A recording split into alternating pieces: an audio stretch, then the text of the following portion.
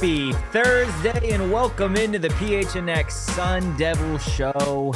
Guys, we're coming to you live from Studio K, presented by Circle K. Head to any Circle K Arizona location where you can get any size Polar Pop or Froster for just 79 cents now through September 3rd. I am Anthony Totri, joined for the first time by the one, the only, DJ Kyle. Kyle, say what's up, man. What up? We've got a new producer behind the mag making all of the magic happen. So do us a solid. Hit that like button. Hit the subscribe button. Drop a 5-star review wherever you get your podcast. Guys, I am solo today. There is no Ralph. There is no Cole. There is no Kelsey. There is no Shane. There is no Eric. So we are going to rock and ride with everybody in the comments. So let me know what you think of Arizona State's fall camp. As we go along the show, we've got sound from Kenny Dillingham, from Brian Ward. We're going to be talking all things defense today for Arizona State, because I'll tell you what, on the second day of Arizona State's fall camp, it was the defense that definitely came prepared. I would say the defense definitely won day two as opposed to day one, when for me, it definitely felt like ASU's wide receivers took over. To be completely honest with you. Sharon with a phenomenal question in the chat. First question for Kyle. Are you a Sun Devil? Kyle, the world wants to know. I am definitely a Sun Devil. I mean, that's the right answer. That's the right answer. Will, in the chat, you could have invited me, but you didn't. I'm sorry, Will. I'm sorry. I hope you will forgive me. Look, getting into Arizona State's day two of fall camp, some things that definitely jumped out to me is the defensive backs, day two, whether that be a Keith Abney, a Javan Robinson, a Cole Martin, a Mason Williams. Those guys today, specifically at the cornerback position, jumped out to me. Keith Abney's a guy that I've really been big on since spring, that I have said he looks the part. He is slowly starting to grow as DB1 for Arizona State. I think he is a surefire lock to be a starter at that cornerback position for the Sun Devils. And then opposite him, Javan Robinson. Javan Robinson had his best day to date in a Sun Devil uniform, in my personal opinion. He impressed me the most of any player through the first 2 days. He had himself an INT at one point in practice. He had a couple pass breakups, lockdown coverage. We'll get to some highlights here in just a little bit, but definitely Javan Robinson, the Washington State transfer, impressed me. And going into camp, I'm going to be honest, I thought there was going to be a little bit more of a competition at that outside perimeter corner spot. I know it's early, but through 2 days, I feel pretty confident saying that Keith Abney and Javan Robinson are going to be your starting corners out there. Now, I know there's guys like a LaTerrence Welch that could certainly make some noise, an LSU transfer that I think is going to be a part of that cornerback rotation. We've seen Rodney Bimage, a young buck in that ASU secondary. He's starting to get some reps in the 2 deep. So it's going to be interesting to see kind of who falls behind Keith Abney and Javan Robinson. But those guys specifically dominated today. And then you look a little bit more inside in that nickel corner spot. Mason Williams, Cole Martin, kind of going back and forth. Those appear to be the two guys that are going to be fighting for that nickel corner spot. Cole Martin had himself a day going back and forth with ASU wide receiver Jordan Tyson. Cole was on the show just the other day and said those two are the evil twins, since they are both rocking number 0. So we've actually got one rep today to show you of Cole Martin and Jordan Tyson. Here it is. So this was outside. They went inside a little bit later in practice, and Cole Martin got him back. But I mean, this is a tough play to stop if you're Cole Martin in the nickel against Arizona State's number 1 wide receiver, Jordan Tyson. They're on a drag. I mean, look, that's about as good of coverage as you're going to have on a guy with Jordan Tyson's speed, especially from the nickel.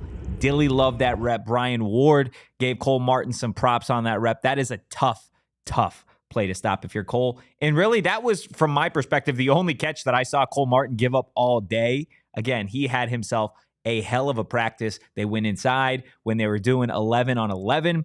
Great play by Jordan Tyson. Almost came down with a pass, but Cole Martin knocked it away. Again, we're not allowed to take video of 11 on 11, so I can't show you that. You'll just have to take my word for it. But it wasn't just Cole Martin. Like I said earlier, Keith Abney, he had himself a day heading into year 2 for Arizona State. This right here was the play of the day for me. Keith Abney stepping in front of Xavier Guillory to come up with an INT. And look, this is, again, he ran the route for X. This is nothing that X could do different. Honestly, whoever was throwing that pass should have thrown it a little bit more ahead of X. But again, Keith Abney read it the entire way. Those two were kind of going back and forth. Ironically enough, you have 0 and 0 Jordan Tyson and Cole Martin going head-to-head. And then again, you have Keith Abney, number 1, going against number 1 on the offensive side of the ball, Xavier Guillory. And then Javan Robinson, again, the Washington State transfer, heading into his first year in a Sun Devil uniform. Now, he's played a little bit in Brian Ward's defense before back at Washington State, so he's a little bit more familiar with the scheme than maybe a normal transfer would be. But look, you can kind of tell here with Javan Robinson. We'll go ahead and show you that highlight from him. This kid has been really, really phenomenal. This is him and Xavier Guillory. Again, he is all over him. This is just a good play by X and the quarterback here. But again, you can't do anything else if you are Javan Robinson and some of these DBs.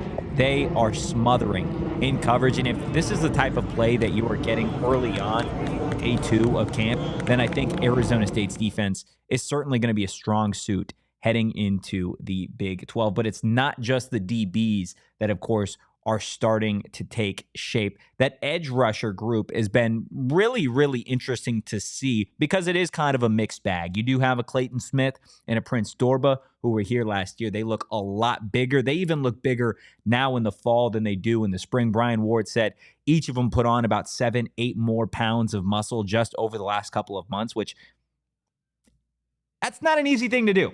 Okay, if you're an accountant, I dare you, for the next 2 months, try and put on 7-8 pounds of muscle. It's going to feel like the most impossible task. These two continue to get bigger. They continue to get better. Now, it's not just them, though, that appear to be really leading the way for those edge rushers. Elijah O'Neal, a Sun Devil who's been a part of this program for a little bit now. He is starting to work a little bit more into the rotation. It seems like Dorba and Clayton are starting to take Elijah O'Neal a little bit under their wing. So Sun Devil fans are certainly going to see Elijah O'Neal as the season carries on. And then you've got another guy in a Justin Watley. Justin Watley was a transfer from Cincinnati. As it stands right now, again, things change. It is day 2 of fall camp. The 2 edge rushers that they threw out there with the first team defense, again, things change. It was Prince Dorba and Justin Watley on opposite sides. Clayton Smith came in with the second group along with Elijah O'Neal. And then you have Jamon Tapp. Jamon Tapp is, he's just a unit of an edge rusher. Looks the part again. Reminds me of a Karan Crump just based off of pure size. That is my default when it comes to ASU pass rushers. He's got the size, similar build to a Prince Dorba and a Clayton Smith. I would say he is a little bit bulkier in that sense, a little bit more muscle than maybe a Clayton Smith. He also rotated in. So heading into, the third practice, these guys are getting ready to put on pads. I think we're going to learn a lot more as the week really starts to carry on. And then heading into next week, I think 2 Deep is going to start to file out just a little bit ahead of Camp Tontozona. But for Arizona State fans expecting to see, some new guys along that defensive line, it certainly is going to be those 5. Again, Clayton Smith, Justin Watley, Prince Dorba, Jamon Tapp, and Elijah O'Neal that likely lead the charge for Arizona State's pass rush. And then Will in the chat, CJ Fight up to 295 pounds. Yeah, CJ Fight, 6'1", 295. He is, again, everything that you want in Arizona State Sun Devil to be through and through. Off the field, this kid isn't going anywhere. He wants to be a Sun Devil. And then on the field, he has really started to step up as a leader. If you remember last week, Kenny Dillingham only officially named a couple of starters. CJ Fight is one of them. If you want to look at the entire ASU defense, so the first 11 that ran out there, again, things change. But as is on the defensive line, you had Prince Dorba, you had CJ Fight. I believe they also had Zach Swanson, the Texas transfer. He was starting along CJ Fight. And then you had Justin Watley. So those were your 4 down linemen. In terms of the corners, you had Javan Robinson and Keith Abney, like I mentioned. In the nickel, at certain times, you had Mason Williams. On other series, you had Cole Martin also working in starting nickel with the ones on defense. Now, in the back end, you had Xavier Alford, you had Shamari Simmons, and then at the linebacker position, you had Jordan Crook and you had Keyshawn Elliott. So the linebacker position is certainly going to be interesting. Again, me and Ralph talked a little bit about it yesterday. Was kind of surprised to see Jordan Crook kind of get the nod to run out there with the ones. But again, he really had himself a nice tail end of the spring. So it makes sense. Kenny said earlier today that, Jordan Crook would be starting in the SEC at Arkansas and linebacker this season. So that says a lot about the type of defender that he is. And Arizona State appears to feel comfortable with where they're at that linebacker spot. Again, Keyshawn Elliott transferring over from a New Mexico State was a dominant player there with a lot of eligibility left. And then Jordan Crook obviously transferring over from Arkansas to the heart of this Arizona State defense. So you're certainly going to see a lot of these guys rotate in and out, especially at that linebacker spot. And then I think also at that safety spot, you see a guy like a Montana Warren, Kamari Wilson, those two also playing significant snaps for Arizona State. Again, early on in fall camp, but that's kind of what the defense looks like as of now. Now, transitioning over to the offensive side of the ball, we talked a lot with Ralph about the Arizona State offensive line and kind of what it looks like with Jalen Clem out without a timetable of return. You still had Emmett Bull at left tackle today. You had Ben Coleman at left guard, Lee Fautaunu at center. Here's the change. Sean Na on day one was starting at right guard. Today, it was Cade Briggs at right guard. Sean Na not running with the ones today. Again, don't know if that is something that they're just experimenting with. I imagine it is based off of the fact that Jalen Clem is not out there right now. And then at right tackle, you had Mad Max, Maxine Anchor out there. So for Arizona State's offense, that appears to be what it's going to look like on the offensive line. And then obviously everybody wants to talk about that quarterback spot, right? We talked yesterday with Ralph about Sam Levitt, Jeff Sims, Trenton Bourguet. Again, Jeff Sims ran with the twos today. Bourguet ran with the threes, and then Sam Levitt ran with the ones. It was pretty cookie cutter for a quarterback competition out there today. But when they went into the bubble, Sam Levitt had an absolute ridiculous throw. Now, I'll tell you, this is a throw that nobody would advise, right? Quarterbacks shouldn't make this throw. Coaches wouldn't tell you to make this throw.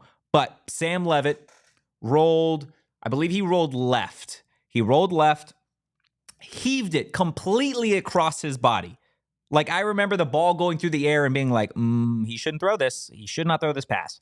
About 35 yards completely across his body from the left side to the right hash. Okay? Right hash, completes it. Ball was on a rope to a freshman wideout. Offense went absolutely nuts.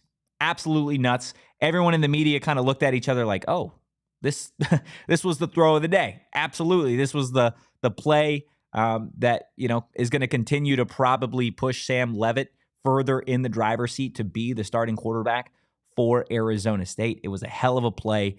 So much so that Sam Levitt and Kenny Dillingham jumped to kind of bump shoulders, and Sam actually knocked Kenny down. Kenny was on his back at a certain point. Water kind of went everywhere, but it was awesome. It was awesome to see. And again, if you're an Arizona State fan, like, this quarterback competition is something that I think is going to continue throughout at least the next week. I know Kenny Dillingham and this, offense, Marcus Arroyo, they want to solidify their starting quarterback prior, at least a couple weeks prior to the start of the season. That way, these guys can kind of have all the reps that they need to have. 454 Kasul in the chat. Did you not say Clayton Smith's name on D-line starters? Yeah, Clayton Smith is in the two deep. He was running with the twos. And then at a certain point, similar to Cole Martin, the Cole Martin situation with Mason Williams, when they swapped, Clayton Smith also took Justin Watley's spot along the defensive line. So again, expect a healthy rotation of these guys. The idea that, just because Clayton Smith's not running with the ones starting, just because Cole Martin's not running out there with the ones, doesn't necessarily mean that these guys aren't going to see the field. Doesn't mean that they won't start the season, right? We're in just day 2 of fall camp, and these guys rotated in pretty healthily, if that's a word, throughout the day. So again, highly anticipate both those guys, Clayton Smith and a Cole Martin to play heavy minutes for Arizona State. Look, we're going to continue talking about Arizona State's second day of fall camp. But first, I want you guys to hit that like button. I want you guys to hit that subscribe button if you haven't already. And I'm going to tell you a little bit about our friends over at Desert Financial. We try and tell you every single day, and it's because you can trust them, okay? Desert Financial, they're the official retail banking partner of Arizona State University, and they've been doing it for quite some time, okay? We talk about all the different coaching staffs that have been at Arizona State, football, basketball, whatever. Desert Financial, they have outlived all of them, all of their tenures. For more than 84 years, Desert Financial has been Arizona's largest, most trusted local credit union, dedicated to creating exceptional experiences by giving back to the community and providing financial solutions that make lives better. It's a team full of experts, guys, and you look to Desert Financial for checking and savings accounts, mortgages, loans, credit cards, investment options, and more. Now is the time to show your ASU team spirit. Open a free checking account online and get $200 plus your choice of 3 Arizona State University Visa debit cards. Go to desertfinancial.com/ASU to get started. And with that $200 that you're going to get from Desert Financial Credit Union, how about you put it right back into a new car? I think that's a good idea, to be completely honest with you guys.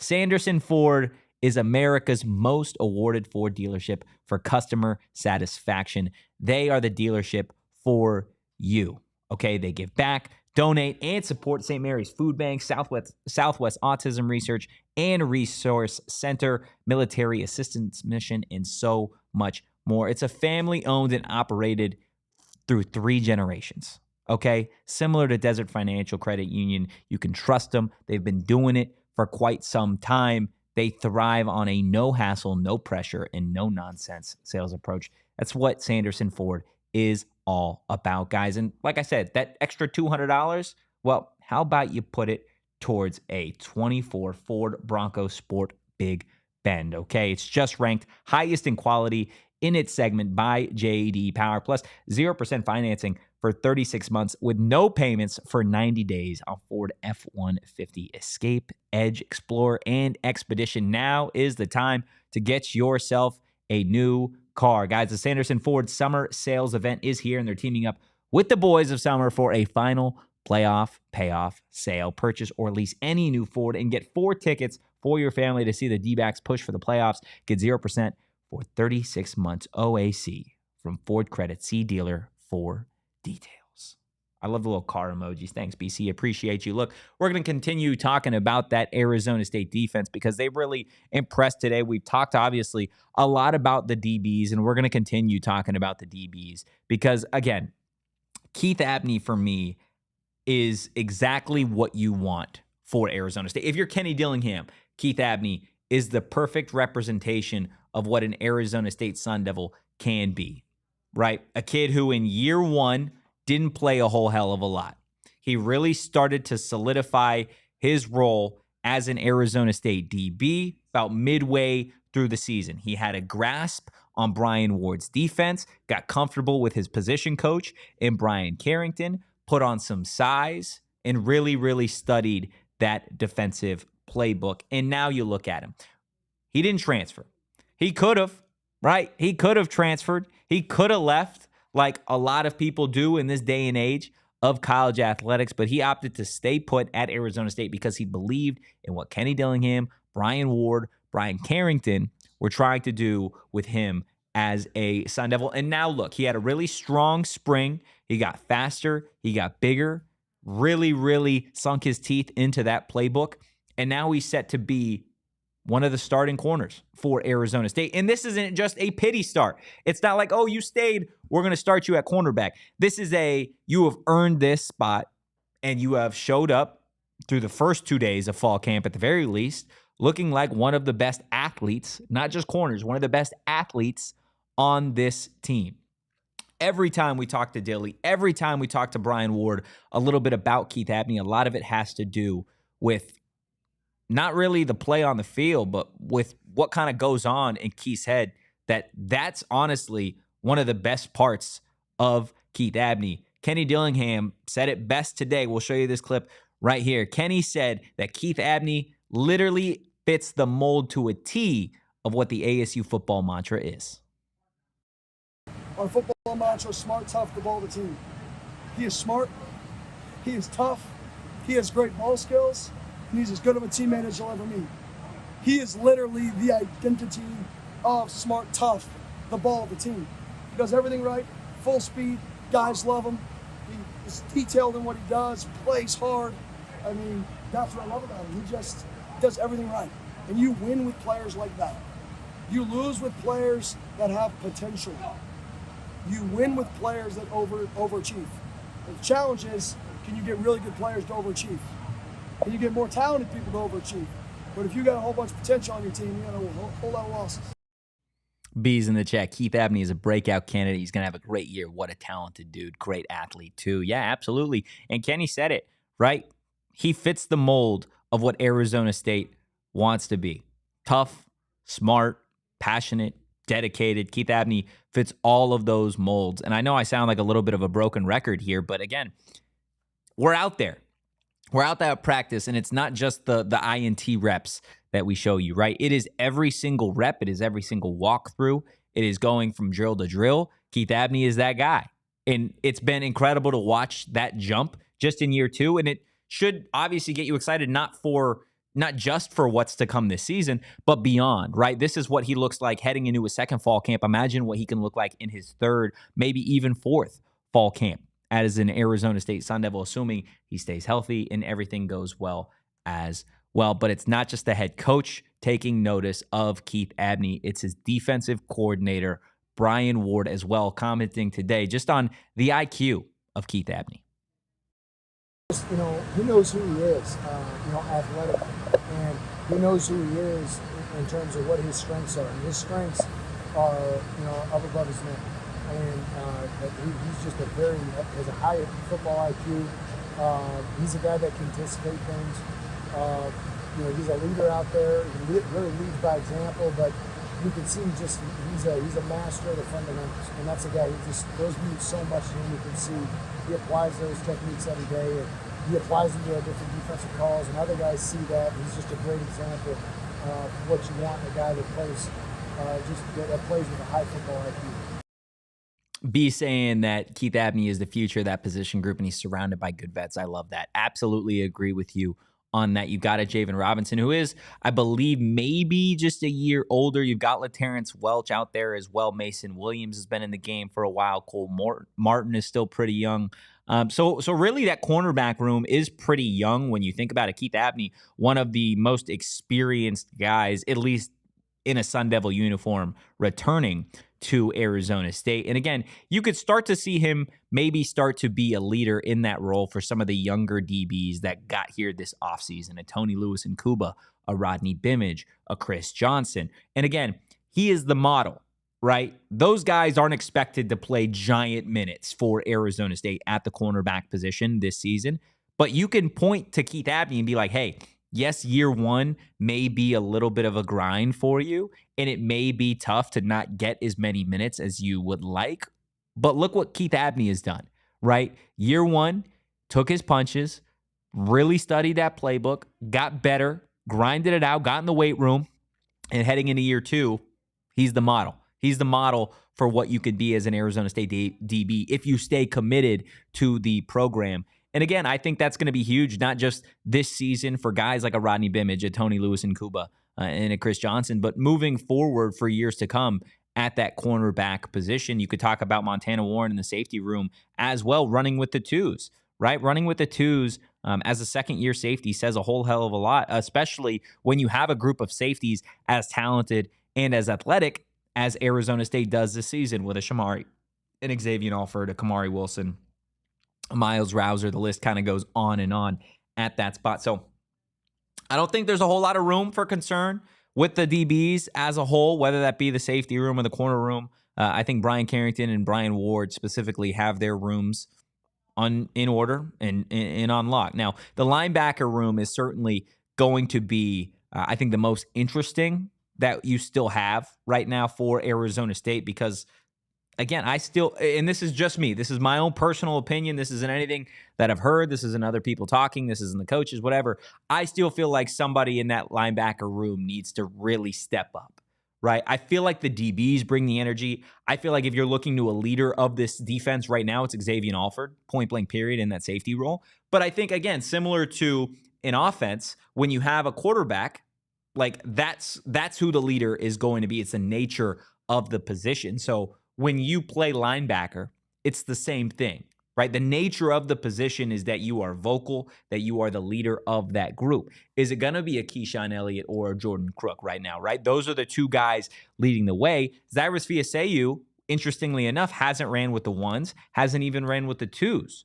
Okay, he's running with the threes right now. So that's been really interesting to see. Again, it's still day 2 of fall camp, so things change and they shift. But you've seen Tate Romney running with the twos out there.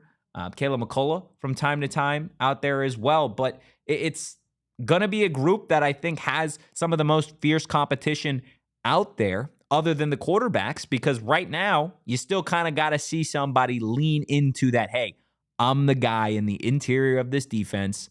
I'm the guy that you listen to. I'm the guy that's going to bring the energy. And at that spot, again, you have to also be one of the most talented and intelligent players on the defense. But regardless, Kenny Dillingham is confident in his linebackers. He said it today, and this is what Kenny had to say just in terms of the overall depth at that linebacker spot. I mean, our linebacker group is way deeper, obviously, than last year. Veterans, I mean, the 2 guys who were team captains at their last school. One kid who would have been a starter in the SEC, who's here. Another guy who started for us last year, and 2 other guys who played for us. So it's like, and one other guy that played for us significant snaps. So the depth there is drastically different than last year, and the talent level there is better. Will in the chat, Javan is only a redshirt sophomore, also saying Bimage is going to have a breakout season. Lock it in. We will get to B's comment here in a second. But yeah, I think just kind of pulling off what Kenny had to say. I mean, if you want to individually look at each of these linebackers, which is, again, something that Brian Ward and AJ Cooper, the linebacker coach, are going to have to do when trying to figure out who's going to be the 2 linebackers that realistically go out there. Brian Ward running a 4-2-5. So, again, expect to see 2 linebackers out there for the first game. And then, of course, there's going to be rotation as, series and drives go on. You want to stay fresh, especially if the coaches really believe that they have all this depth. Again, you've got the Jordan Crook, who didn't play a whole lot of snaps at linebacker last season. A lot of it was special teams. But as it stands right now, it looks like Jordan Crook might start for Arizona State. I think the Sun Devils like what he can do in coverage while also not being able to give up anything when you load the box, right? You want a linebacker in today's day and age that has that versatility, that has the size to where you could put him in between the tackles and you're not losing anything. And also to be able to turn and run with a Y, right? With the tight end.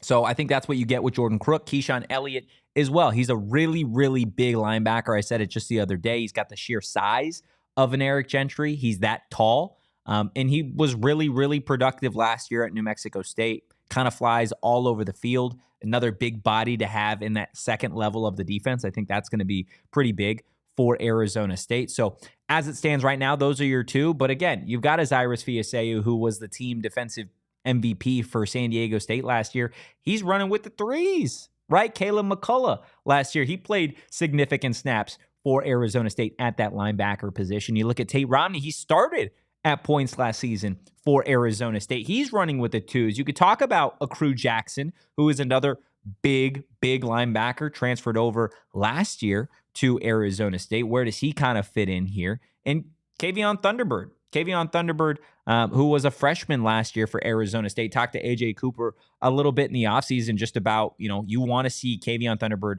really start to grow into his role. And eventually be a rotational linebacker for Arizona State. So it's certainly going to be interesting to see how some of these guys carve out their roles as fall camp starts to move on. But hey, it's August 1st, right? Like Arizona State plays a football game this month. Let that sink in. Like college football is back this month. That should have everybody juiced.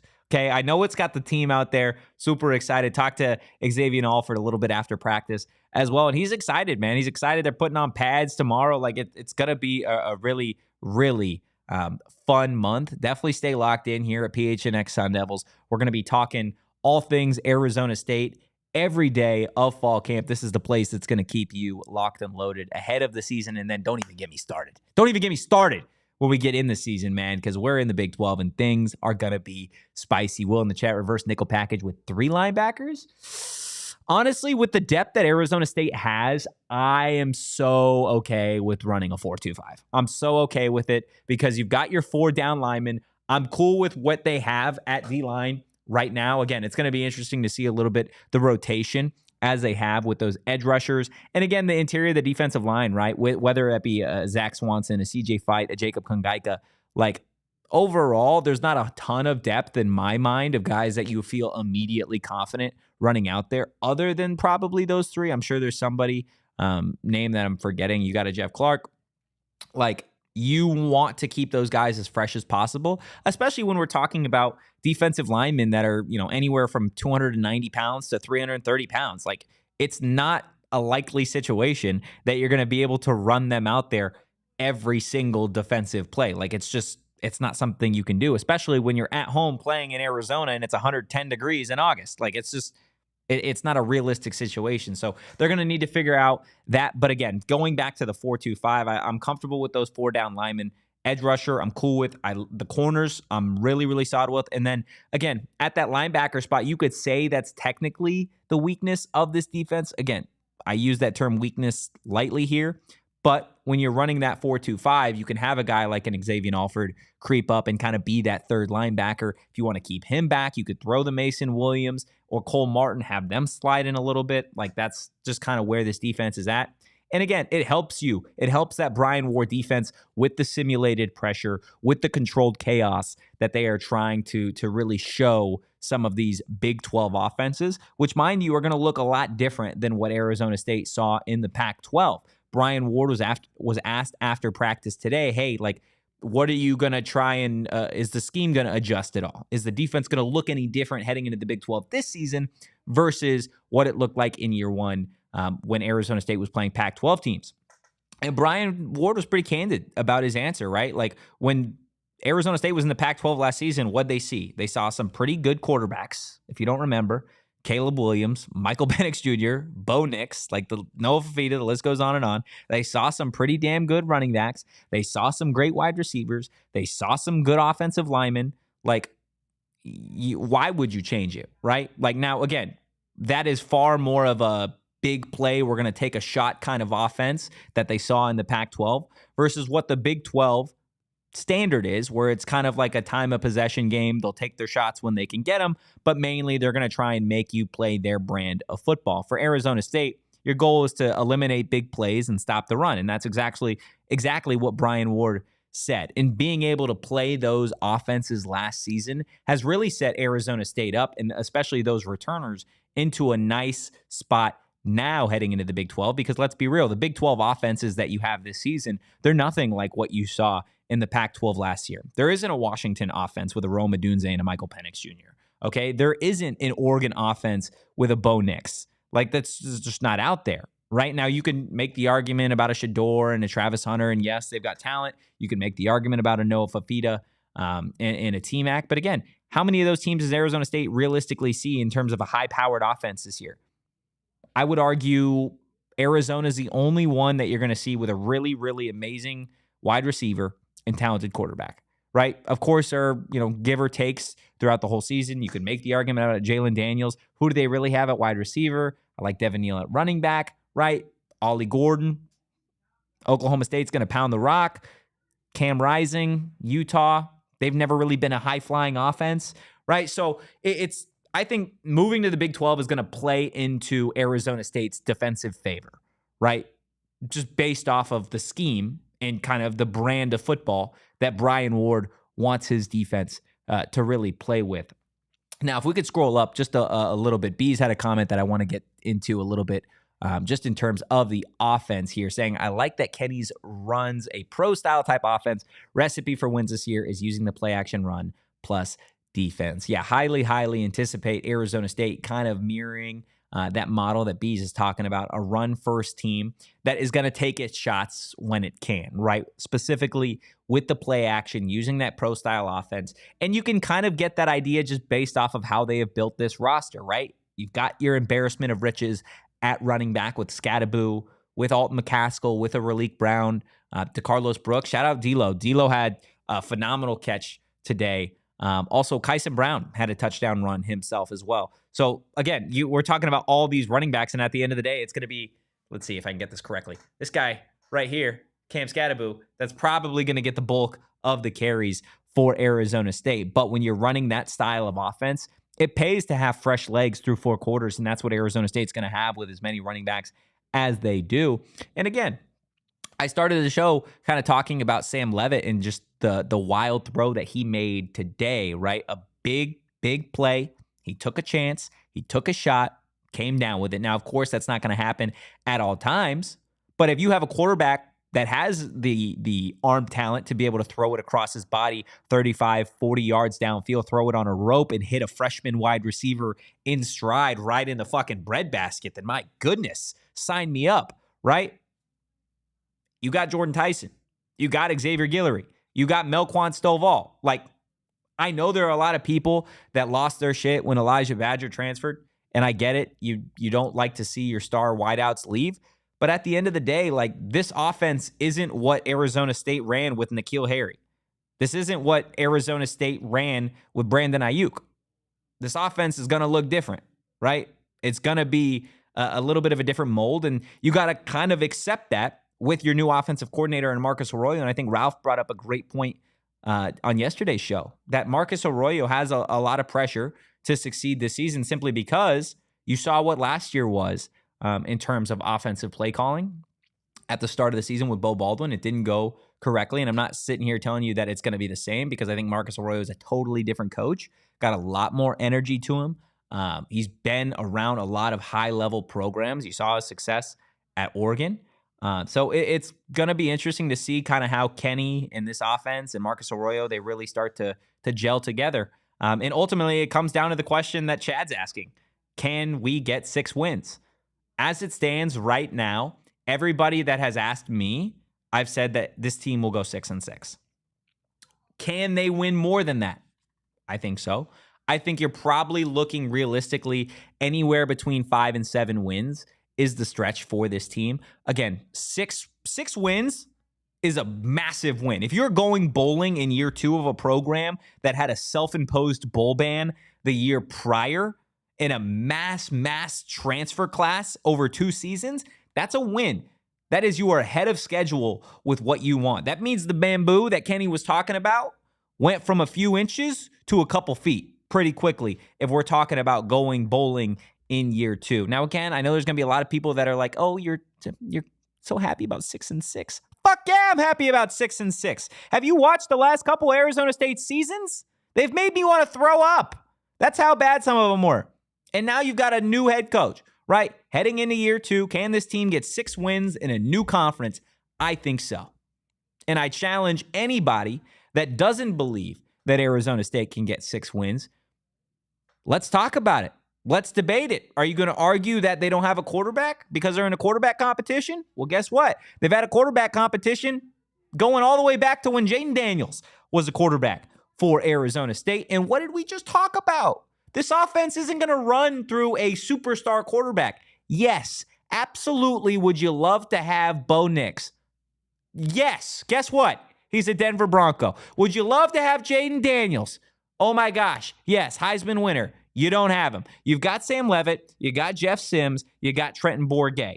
If you have a guy starting at quarterback that can simply command the offense, like B said, take what the defense gives him, and occasionally make a big athletic play, then you are good. Because you want to know where your offense is coming from? It's from number 4, okay? Cam Scadaboo, surprise everybody, okay? The rabbit's out of the hat. Cam Scadaboo's the guy, okay? If you didn't know, all you Big 12 defensive coordinators that are watching this right now, because I know you guys are always, you probably have a Zoom call listening to this podcast right now. Cam Scadaboo's the guy. Also, Alton McCaskill is also that guy. Houston, you know a little bit of what Alton McCaskill can do. Raleek Brown, he is also that guy. Just a heads up.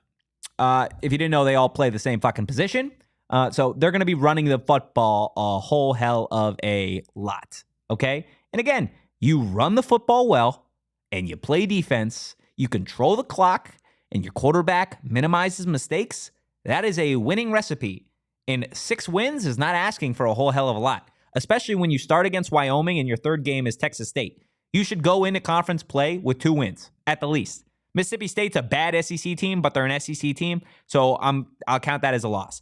But 2-1 heading into conference play against a Texas Tech team that is a little bit of a question mark. Sorry, Jalen, but a little bit of a question mark. You don't know what you're going to get. Now, Kansas and Utah, those are going to be tough games.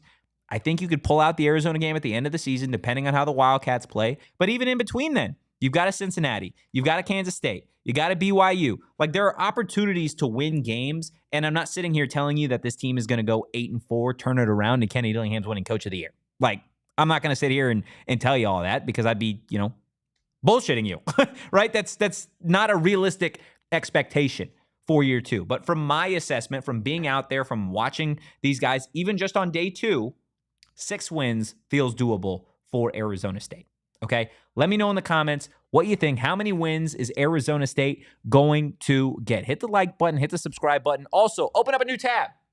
I had to go PHNX.com. Click the little Die Hard tab. Super easy. Okay? Super easy to find on the website. And when you click that Die Hard tab, it's going to tell you everything that you unlock when you become a PHNX Die Hard. And guys, it is a long list. You're going to get a Die Hard membership card. You're going to get access to that Die Hard Discord. You're going to get exclusive discounts on events, on merch. You're going to get Die Hard only content, and you're going to get a free t-shirt every single year for one annual price, guys. It pays for itself, whether you're an ASU fan, a U of A fan, a Suns fan, Cardinals fan, hockey fan, a tennis fan. If you're anything, we've got it all for you. All you got to do, head to gophnx.com, click the Die Hard tab, and become a PHNX Die Hard. The daily JJB spawning in the chat with just a casual BJ Freeman comment. Absolutely love it, JJB. Of course, we're going to be talking ASU hoops as the season inches closer, but it is fall camp for Arizona State. And again, the Sun Devils looked even better on day 2 than they did day 1. For all of you wondering about the ASU Kenny Dillingham hoodie tracker, I'll tell you right now, maroon has the lead, okay? 2 days in, Kenny has rocked a maroon hoodie both days. My guess is we're wearing gold. We're wearing gold on Friday, okay? But if you want to know, if you want to be in the know, make sure you follow PHNX _Sun Devils on Twitter. That is going to do it for today's episode of the PHNX Sun Devil Show. If you enjoyed the content, again, hit that like button, hit the subscribe button. You can follow me at Anthony _Totri. And DJ Kyle, where can everybody follow you on Twitter, man? K-Coop Sports. Easy enough. Easy enough. Again, whether you enjoyed the content or you didn't, leave a like for Kyle. Welcome to the PHNX family. Guys, we will be live for a Friday fun day. Day 3 of Arizona State fall camp is sure to be a good one. Stay locked and loaded. And as always, go Devils and peace. We all silly like the mayor.